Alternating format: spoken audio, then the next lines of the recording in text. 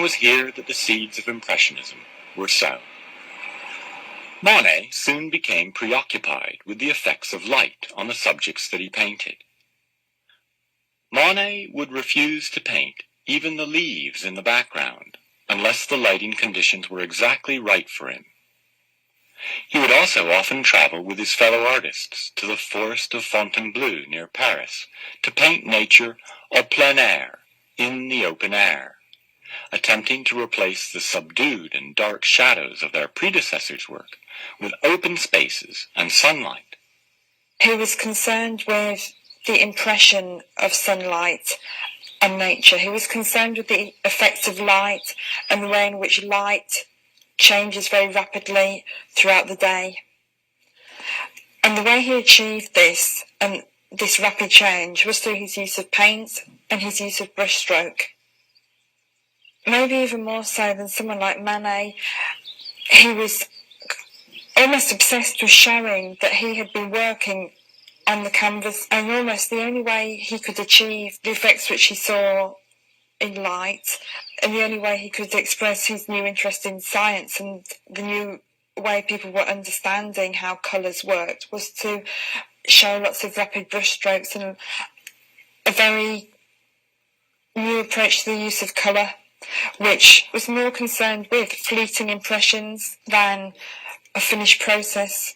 One of Monet's works, entitled Impressionist, Sunrise, led one amazed critic to mock the group as Impressionists, a derisory label, but one which the group came to accept for themselves.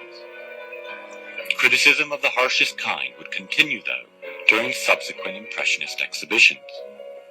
This is a late Monet painting, done in the south of France in 1888. It's one of a series of 10 paintings, and it was normal for Monet, in fact, to paint the same scene many times at different times of the day. Even in his later years, Monet fought an uphill battle with the critics. He was even offered the Legion of Honor, the highest prize that could be given to a painter in France, and he refused it. It was also in this year that one major critic remarked upon its excessive bravura, its brilliant vulgarity, and yet another critic, upon seeing this painting, simply remarked, "This is Monet's finest hour." Despite these strong oppositions, the Impressionists continued to experiment with their new ideas. Monet and others were looking to record an instantaneous impression of what they saw in front of them, often working quickly in a sketch-like manner, which blurs the visual field. This approach increasingly emphasized the appearance of the brush strokes and the effects of light and color. The desire to see differing effects of light on a subject at different times of the day often prompted the artists to paint a scene many times. Monet painted 40 pictures of Rouen Cathedral, all from the same angle, but at different times of the day, thus showing the passage of time by the movement of the light over an identical form. His fascination with the effects of light, above all other factors, can be seen in his depiction of a Paris railway station, the Gare Saint-Lazare, painted in 1877.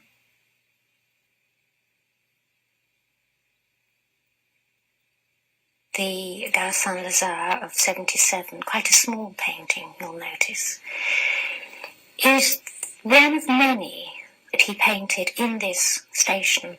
It's possible that he moved back into Paris, in fact, from the suburbs, because he was so interested in what was going on in this station. So there are many studies, and there's another big painting as well. But this particular one is an amazing painting because he's worked the surface so hard, and he's used these small strokes, and there is a jewel-like texture of the surface, and the colours are beautiful and predominantly blue, and when you stand at the right distance from the painting, you really get a sense of what it was like, I imagine, to be